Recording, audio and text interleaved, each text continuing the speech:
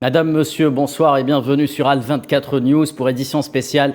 Ravi de vous retrouver pour parler d'un sujet très préoccupant. Nous allons nous pencher aujourd'hui sur le phénomène des feux de forêt qui frappent le bassin méditerranéen de façon quasi régulière depuis plusieurs années maintenant.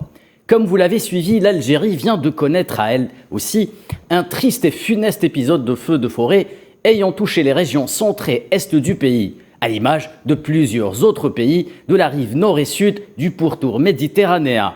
Le Maroc, le Portugal, l'Espagne, la France ou encore la Grèce ont également dû faire face à d'importants incendies durant le mois d'août. Alors si les causes des feux de forêt sont multiples et si l'on écarte les intentions criminelles ou la pyromanie, beaucoup d'experts jettent la pierre au changement climatique, pire encore, à l'inertie qui caractérise la coopération interméditerranéenne en matière de lutte contre les effets du changement climatique. Le débat est donc ouvert et nos experts du jour vont tenter d'éclairer votre lanterne, accueillant sans plus attendre Madame Besma Belbdjaoui, experte internationale en environnement. Bonsoir Madame, bienvenue parmi nous. Bonsoir, merci pour l'invitation. Seront également présents avec nous par visioconférence Monsieur Mohamed Jemal. Vous êtes chef de service à la conservation des forêts de la wilaya de Tipaza. Soyez le bienvenu monsieur. Merci pour l'invitation. Enfin, Nazim Sini, professeur d'économie à l'université Aix-Marseille, nous rejoindra lui aussi par téléphone en direct depuis la France. Bonsoir Nazim. Bonsoir, merci à vous. Comme nous le disions donc, pas moins de 6 pays méditerranéens ont été la proie des flammes durant les dernières semaines. Le bilan est particulièrement lourd. Les détails dans ce sujet, signé Inès Loughreib. Au total, 14 wilayas du nord et de l'est du pays ont fait les frais des flammes. 39 incendies au total ont été recensés. Un certain nombre d'entre eux sont encore en voie d'être maîtrisés. Les plus touchés par ces départs de feu, les régions d'Atarf et Sougahras, dans l'extrême est du pays, près de la frontière tunisienne. De nouveaux départs de feu sont redoutés. Des hélicoptères bombardiers d'eau de la protection civile et de l'armée nationale algérienne ont été déployés. De nombreuses routes nationales ont été fermées. Depuis le début du mois d'août, 106 incendies ont été recensés en Algérie, détruisant 800 hectares de forêt et 1800 hectares de taillis. Ces incendies nous font rappeler le triste bilan de l'été dernier, où 90 personnes ont péri dans le nord du pays. 5000 hectares de taillis sont partis en fumée. L'Algérie se situe dans une région du monde très exposée aux feux de forêt. Ses voisins n'en sont pas en reste. 10 000 hectares ont été consumés par les feux de forêt dans plusieurs régions septentrionales du Maroc depuis le début de l'été. Plusieurs victimes ont été recensées. Dans le sud-est de la France, 2 incendies ont brûlé plus de 7 000 hectares depuis mardi, entraînant l'évacuation de 10 000 personnes. L'Espagne et le Portugal n'en sont pas épargnés. Le feu portugais de Serra da Estrela, parc reconnu par l'UNESCO, a brûlé 25 000 hectares de forêt d'une chaîne de montagnes culminant à environ 2000 mètres, détruisant sur son passage des espèces uniques. En Espagne, le feu qui sévit depuis lundi à Béchis, à 70 km du nord-ouest de Valence, a connu une progression rapide, ravageant plus de 10 000 hectares et entraînant l'évacuation de 1500 personnes. Ces changements climatiques accroissent les risques d'incendie et conduisent à une augmentation globale de leur fréquence et de leur gravité. Chaque année, pas moins de 350 millions d'hectares de forêt sont brûlés par les feux. Sans plus attendre, place donc au débat et l'on va commencer avec vous, Madame Belbdjaoui. Que se passe-t-il en Méditerranée? Pourquoi nous faisons face à des épisodes de feux de forêt depuis quelques années déjà de manière quasi régulière maintenant? Oui, c'est récurrent. Donc en Méditerranée, c'est un phénomène plutôt récurrent et très ancien. Mais effectivement, ces dernières années, il y a une augmentation très importante de feux de forêt et de leur dangerosité. On parle de méga-feux. Donc, quand ça dépasse les 10 000 hectares, donc on parle de méga-feux. Il y a aussi, d'une part, les changements climatiques qui sont une des premières causes. Et aussi le phénomène d'augmentation démographique, de pollution, mais aussi des incendies provoqués par l'homme, etc. Donc, c'est aussi la nature des plantes qui existent, les plantes et les arbres qui existent en Méditerranée, par exemple comme le pin, le citre, qui sont des arbres qui Qu'on appelle communément des conifères. Exactement, qui peuvent aider à la propagation des feux de forêt. Aussi, la zone méditerranéenne est énormément touchée par les changements climatiques, par l'augmentation des températures. On a vu qu'en Europe, ils ont atteint les 40 degrés Celsius. En Algérie également, on a atteint les 45 degrés avec des forts vents. Donc c'est une propagation rapide des feux. Et aussi le manque de moyens pour la plupart des pays méditerranéens. Ou le manque de préparation. Le manque de préparation, parce qu'il y a la prévention et il y a aussi la lutte. Et donc, c'est différent d'un pays à l'autre, mais il y a toujours un manque de prévention pour la plupart de ces pays-là. Il y a aussi un phénomène de concentration démographique, de tourisme de masse dans quelques forêts, etc., qui fait que l'urbanisation et aussi des forêts, qui fait que les feux prennent plus rapidement et c'est une cause de l'homme, soit directe, soit indirecte, à cause des changements climatiques. Très bien, Madame Beljaoui. Monsieur Djemel, d'ordinaire, que fait une conservation des forêts pour prévenir les incendies? Comment se prépare-t-on en quelque sorte à faire face à ce genre de phénomène en amont? Bon, pour le travail fait par la conservation des forêts, c'est limite, si vous voulez, au texte réglementaire appliqué en Algérie. Il y a deux aspects, il y a l'aspect réglementaire et l'aspect opérationnel. L'aspect réglementaire, c'est installer les différents comités, que ce soit communal, daïra et wilaya. Et là, c'est une équipe pluridisciplinaire qui compose ces commissions. Ceci d'une part. L'aspect opérationnel, c'est l'identification et le recensement de tous les moyens de la wilaya de Tipaza pour les mettre dans le dispositif des feux de forêt. Il y a un autre volet aussi en amont qui est très important, c'est ce qu'on appelle la campagne de sensibilisation qui vise un large public, à savoir les établissements scolaires, les établissements socio-professionnels, les collectivités locales et la société, si vous voulez, civile, et au-delà, la société rurale. Nous travaillons beaucoup avec elle de manière à l'intégrer dans le dispositif des feux de forêt. Justement, quels sont les axes prioritaires de ces campagnes de sensibilisation, Monsieur Djemel? Les axes prioritaires, c'est comment introduire ou comment intégrer la société civile par une forme participative à nous aider dans le dispositif. Ceci d'une part, par l'organisation, si vous voulez, de différentes associations au niveau de la wilaya. Pour cette année, il a été créé au moins 14 associations qui ont un plan de charge, un programme de sensibilisation. Et en même temps, nous avons d'autres activités qui touchent, si vous voulez, les établissements scolaires, par l'organisation des conférences, par l'organisation des plantations symboliques au niveau des établissements.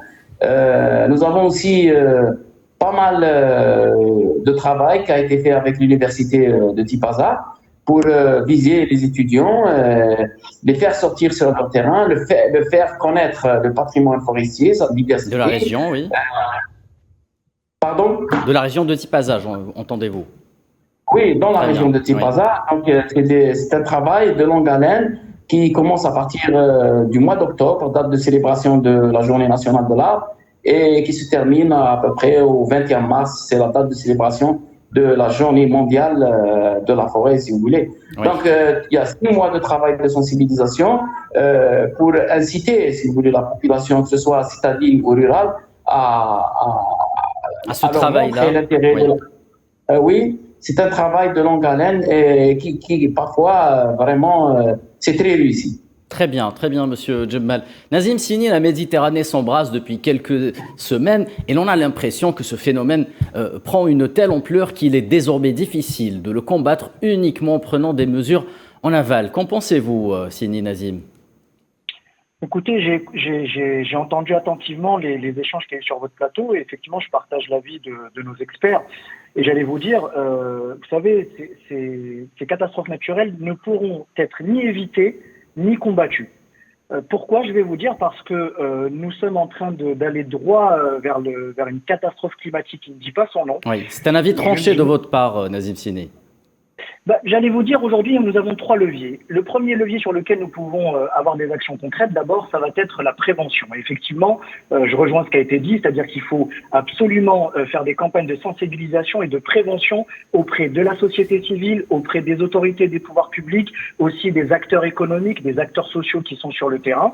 Le deuxième levier sur lequel on peut jouer, c'est d'abord l'adaptabilité. Il faut qu'on s'adapte, parce que nous allons avoir une récurrence de ces événements. Nous ne pourrons pas les éviter. De toute manière, il y a un emballement climatique qui ne peut être ralenti par l'homme immédiatement.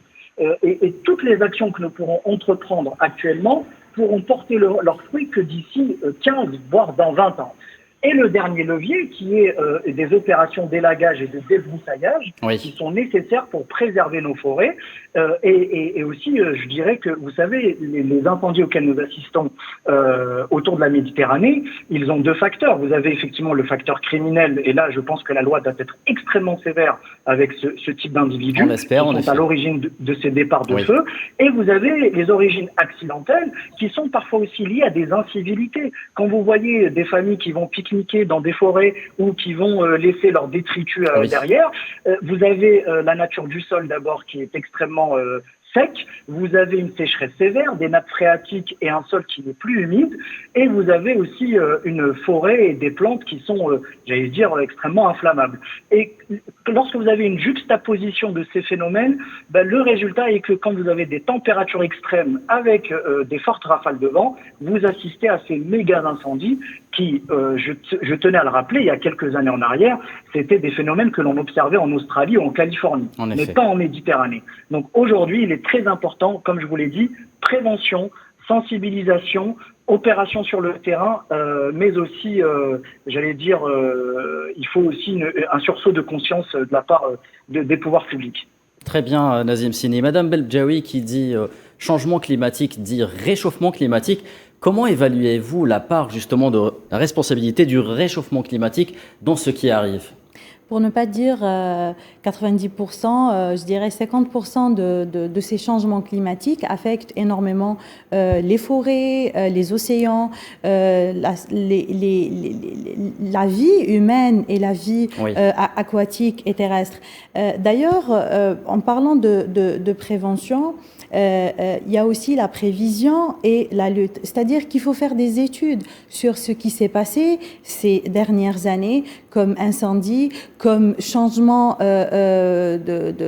changement climatique ou changement naturel sur les écosystèmes, pour justement mieux lutter contre ces phénomènes. Et je dirais que c'est vrai que c'est des phénomènes graves, mais on peut vraiment les éviter si on met les moyens nécessaires. Donc on parle de moyens législatifs, juridiques, légaux, techniques, opérationnels, mais on parle aussi de plan national de lutte contre les incendies, un plan national également pour les changements climatiques. Et pour finir, un plan justement pour éviter ou s'adapter aux catastrophes naturelles de grande ampleur. Donc, avec un bon mélange de tout ça, on peut atteindre et on peut arriver à canaliser ces feux de forêt. Par exemple, avec aussi du matériel comme des avions bombardiers et des hélicoptères bombardiers lourds, pour justement, parce qu'il faut les deux en fait, parce que la géologie des terrains, de la nature des massifs, exactement. Donc, on a besoin des avions et des hélicoptères lourds bombardiers et aussi d'une coalition intergouvernementale, interméditerranéenne, justement pour exactement lutter contre ces feux de forêt et éventuellement les autres changements climatiques qui vont sans doute s'aggraver ces futures années. Et avec lesquels on est censé cohabiter. Il faut s'adapter et il faut diminuer en fait l'impact humain sur la nature. C'est pour ça que qu'on a toujours dit qu'il faut vraiment avoir des politiques environnementales internationales réelles, applicables sur le terrain et appliquée, parce que la plupart des pays n'avaient pas pris en considération en fait ces phénomènes il y a quelques années, et là on est dedans. Le changement climatique nous frappe en plein fouet et il faut vraiment réagir, mais réagir tous ensemble. Très bien, excellent. Et l'Algérie, qui cherche depuis plusieurs années justement à lutter efficacement contre les feux de forêt, à la fois en amont et en aval, notamment sur le plan financier et réglementaire, je vous propose justement d'écouter Madame Ilham Kabouya, directrice de la faune et de la flore à la Direction générale des forêts. Elle s'exprimait à l'occasion d'un séminaire algéro-canadien dédié à la lutte contre les feux de forêt par moyens aériens. De 2015, il y a eu des restrictions budgétaires au niveau de tous les secteurs.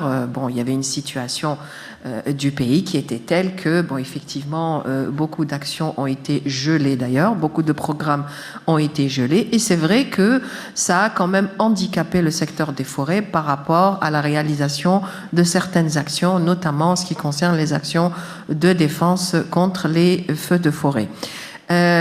Cette année, nous avons réitéré une demande au ministère des Finances et nous avons réussi à dégeler certaines opérations à hauteur pratiquement de 3,9 milliards de dinars, ce qui est une excellente nouvelle pour nous. Ça veut dire que quand même, nos pouvoirs publics sont au fait. Donc, ils ont bien compris que qu'ils devaient absolument, du moins, lâcher un peu de lest par rapport à certaines actions de défense contre les feux de forêt. Nous avons demandé aussi des financements par rapport à l'élaboration des ce qu'on appelle des plans d'aménagement des forêts et des plans de gestion. Comme vous le savez, chaque forêt normalement doit être dotée d'un plan de gestion. Pourquoi ça? C'est pour améliorer la gestion forestière, parce qu'on ne peut pas parler de lutte contre les feux de forêt sans améliorer la gestion forestière. Cela va de pair. Monsieur Djemel, il ne subsiste aucun doute que pour lutter contre les feux de forêt, il faut des moyens, beaucoup de moyens, même à la fois humains et matériels. Mais est-ce que c'est suffisant pour protéger la faune et la flore, notamment dans un contexte de stress hydrique qui aggrave les choses? Effectivement, les incendies de forêt, il faut beaucoup de moyens, aussi bien pour la protection civile et l'administration des forêts. Malheureusement, quels que soient les moyens qu'on va mettre, il y a un petit souci de la composition, si vous voulez, floristique de la Wilayat Tipaza. C'est des formations constituées essentiellement de résineux, très pyrophiles, quand il y a aussi un stress hydrique et des températures très élevées. Donc, on va atteindre un taux de dessiccation très élevé. Donc, ces espèces végétales deviennent prédisposées au départ de feu. Si vous voulez, si on tient compte aussi de l'orographie du terrain, très accidenté, où il y a un peu d'assises d'infrastructure qui ne permettent pas d'arriver à l'incendie, ça pose problème. Donc, quels que soient les moyens qu'on peut mettre, quand on a une composition floristique de cette matière-là, il est difficile de maîtriser les feux avec les moyens qu'on a.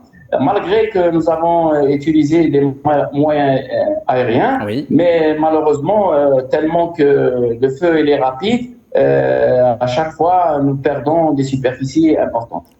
Très bien, Monsieur Djemel. Monsieur Sini, un récent rapport publié par le GIEC estime que le changement climatique en Méditerranée sera l'un des plus radicaux au monde. Est-ce une posture plutôt alarmiste ou est-ce tout simplement la réalité au vu de ce que nous avons actuellement? Écoutez, il ne faut pas sombrer dans le catastrophisme, mais il faut être pragmatique et voir les choses en face. Effectivement, les experts du GIEC sont formels. Si nous ne faisons rien, nous dépasserons allègrement les 2 degrés de hausse des températures à la fin du siècle. C'est-à-dire que nous atteindrons des chaleurs qui seront telles qu'il y aura des endroits sur la planète qui ne seront tout simplement plus vivables. Donc on n'imagine même pas les conséquences sur la vie socio-économique, sur les phénomènes migratoires, puisqu'on parle maintenant de migration climatique, sur aussi la sécurité alimentaire, sur plein de choses qui peuvent affecter notre quotidien. Effectivement, le rapport du GIEC est alarmiste, mais volontairement alarmiste, parce que ça fait maintenant presque 30 ans que l'on parle de réchauffement climatique, et depuis les accords de Paris, vous imaginez, ça a été signé, il me semble, en 2015, oui. Où nous avons plus de 190 pays signataires, et aujourd'hui, concrètement, au niveau international, il n'y a aucune politique ni aucune action concrète. Et c'est ça qui est d'autant plus préoccupant, c'est de se dire dans quelles conditions vont vivre les futures générations. Il n'y a aucune coopération internationale. Nous sommes en train, en fait, de traiter les conséquences, mais pas les causes. Oui. Et c'est pour ça qu'il est très important aujourd'hui de se remettre en question et de se mettre vraiment, j'allais dire, en ordre de bataille pour combattre le réchauffement climatique, qui pour moi, et je le dis très sincèrement, c'est un des enjeux majeurs de ce 21e siècle. Ce n'est ni la guerre, ni la cybersécurité, ni virus, ni pandémie, mais c'est vraiment, à mon sens, le plus grand défi de l'humanité, c'est le réchauffement climatique. Très bien, Nazim Sini, c'est un peu plus clair encore une fois. Madame Beldjaoui, qu'il s'agisse d'Algérie ou d'ailleurs, le niveau de sensibilisation justement sur les risques d'incendie et de feux de forêt est tellement faible. Pourquoi personne n'arrive à lutter efficacement contre ce fléau, d'après vous ? Je pense que la sensibilisation, c'est sur plusieurs volets et c'est sur plusieurs niveaux. Donc, il y a effectivement la sensibilisation aux écoles, la sensibilisation de la société civile. Il y a aussi la sensibilisation locale, parce qu'il faut vraiment tout transformer localement, c'est-à-dire une formation pour les élus, une formation pour les responsables locaux, etc. Il y a aussi une sensibilisation sur le terrain, donc dans la forêt, donc c'est-à-dire faire les chemins pour séparer les zones, pour oui. mieux pénétrer la forêt, etc. Donc il y a un travail de sensibilisation. Pourtant, j'ai envie de dire que les colloques et les séminaires au niveau international oui. et national ne manquent pas, mais si peu d'actions concrètes. En fait, la sensibilisation, c'est sur plusieurs niveaux. Donc, oui. il y a le niveau local, il y a le niveau national, il y a aussi le niveau de l'enseignement, etc. Donc, c'est vrai qu'on pense que les feux de forêt se déclenchent de mois de juin à septembre ou juillet, août, mais c'est faux. Les feux de forêt en Méditerranée, même en Algérie, ça commence dès très tôt. Oui, parfois on en a quelques-uns qui se déclenchent durant le mois de mai. On en parle très peu des feux parce qu'ils sont rapidement maîtrisés, ils ne sont pas si graves que ça, mais il y en a des feux de forêt. Oui. Donc la sensibilisation, c'est un travail continu, c'est vraiment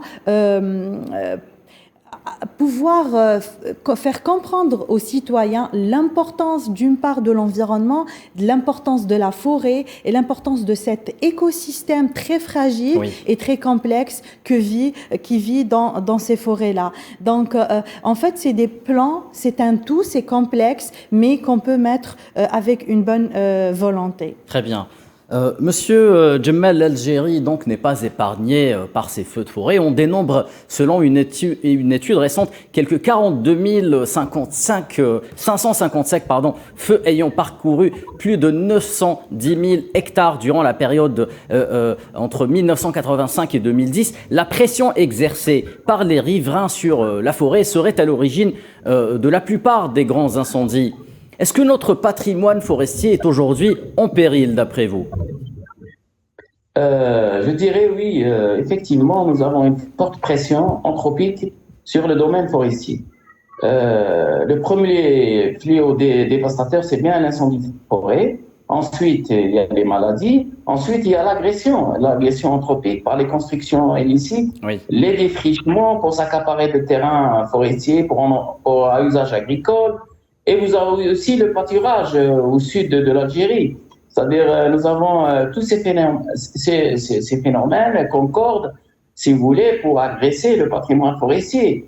La société rurale, elle est très importante en Algérie. Peut-être elle représente 80% de la population algérienne qui vit dans les zones de montagne. Ils ont besoin de terrain pour, si vous voulez, faire des activités agricoles. Et oui. tout ça, si vous voulez, contribue à réduire sensiblement le patrimoine forestier, bien qu'il est actuellement autour de 4 millions d'hectares. Très bien. Dernière question peut-être, elle vous sera adressée, Monsieur Sini. Qu'en est-il de la coopération intergouvernementale? Beaucoup d'experts regrettent que cette question ne soit pas prise à bras-le-corps au niveau international, y compris lors des différentes COP qui se sont succédées. On ne peut que la regretter parce que vous savez, nous n'avons qu'une seule planète. Nous sommes confrontés tous au même danger et il n'y a aucun endroit sur la Terre qui sera épargné par le réchauffement climatique. Vous n'avez qu'à regarder les pôles, l'Antarctique et l'Arctique, qui sont les premières victimes du réchauffement climatique avec une fonte des glaces qui est extrêmement rapide, même plus rapide que ce que l'on imaginait. Vous avez l'Europe certains pays d'Europe qui se pensaient épargnés, je pense à l'Europe du Nord, on assistait à 41 degrés à Londres, ce qui n'était jamais arrivé. Vous avez des intempéries en Allemagne, et on prend l'exemple de l'Italie, par exemple, qui est complètement coupée en deux, avec le nord du pays qui est sous les eaux et sous les orages, et le sud de l'Italie, notamment la ville de Palerme, qui est frappée par des incendies monstres. Oui. Aujourd'hui, si vous voulez, le vrai problème de la coopération intergouvernementale sur le sujet du climat est lié au fait qu'il n'y a pas les mêmes enjeux. Vous avez les pays industrialisés qui sont les premiers vecteurs de pollution et d'émissions de gaz à effet de serre. À l'image des États-Unis et de la Chine. Leur rôle. Vous voyez ? Par contre, vous avez une pression sur les pays en voie de développement, que constituent par exemple les BRICS ou l'Afrique, oui, à qui on demande des efforts aussi importants que les pays industrialisés. Et puis vous avez aussi malheureusement deux grandes puissances économiques et deux des plus grands pollueurs qui ont du mal aussi à mettre en place des politiques de lutte contre le réchauffement climatique, que sont les États-Unis et la Chine. Parce que ce sont ces deux pays-là qui sont émetteurs à peu près à un tiers, voire 40% des émissions de gaz à effet de serre. Donc je pense qu'il faut véritablement, comme je le disais, un sursaut de conscience, une véritable pression internationale sur les pays les plus pollueurs et surtout qu'on prenne conscience que les futures générations sont en danger. Très bien. Il nous reste un peu de temps, Monsieur Djemel. Je vais revenir vers vous. Beaucoup d'experts en Algérie regrettent que le gros des politiques nationales en matière de gestion des feux de forêt soit mis sur l'aspect de la lutte plutôt que de la prévention. Qu'en pensez-vous? En une minute, s'il vous plaît. Je pense que les pouvoirs publics en Algérie gèrent les deux volets en même temps. Il y a l'aspect prévention qui est pris en charge par les pouvoirs publics. Oui. Et l'aspect lutte, l'aspect prévention, si vous voulez, c'est des programmes aussi, c'est des programmes qui visent un peu le désenclavement des populations réelles par l'introduction de différents programmes, à savoir les plantations fruitières, le petit élevage qui est l'apiculture, les bassins d'eau, donc tout un travail qui se fait en amont pour que, si vous voulez, la prise en charge de ces populations reste dans ces montagnes, mais aussi assure la protection du domaine forestier. Mais aussi ce qui se fait au niveau des villes, elle est plus axée vers les établissements scolaires, les établissements socio-professionnels. Donc c'est un travail qui vise, si vous voulez, à lever ce qu'on appelle le niveau de civisme de notre société, à respecter, oui, si vous voulez, la forêt d'une manière générale. Mais pour ce qui est lutte, c'est tout un travail aussi qui se fait avec les responsables de la wilaya ou du ministère. Donc c'est l'apport en moyens matériels et le recrutement, si vous voulez, de cadres, des ouvriers pour faire face, si vous voulez, durant la campagne de la saison estivale en matière de lutte contre les incendies de forêt. Donc c'est deux volets, je pense, et chacun a son volume financier, il est bien pris en charge. Très bien. Donc, pour résumer, c'est une lutte acharnée qui s'annonce contre ce fléau international et rien ne pourra être atteint sans la conjonction de tous les efforts et de l'apport de tout un chacun. C'est la fin d'édition spéciale. Merci à nos experts d'y avoir participé. Merci à vous de nous avoir accompagnés. Je vous donne, quant à moi, rendez-vous dès demain pour décrypter l'actualité géopolitique internationale. D'ici là, restez fidèles à Al24 News.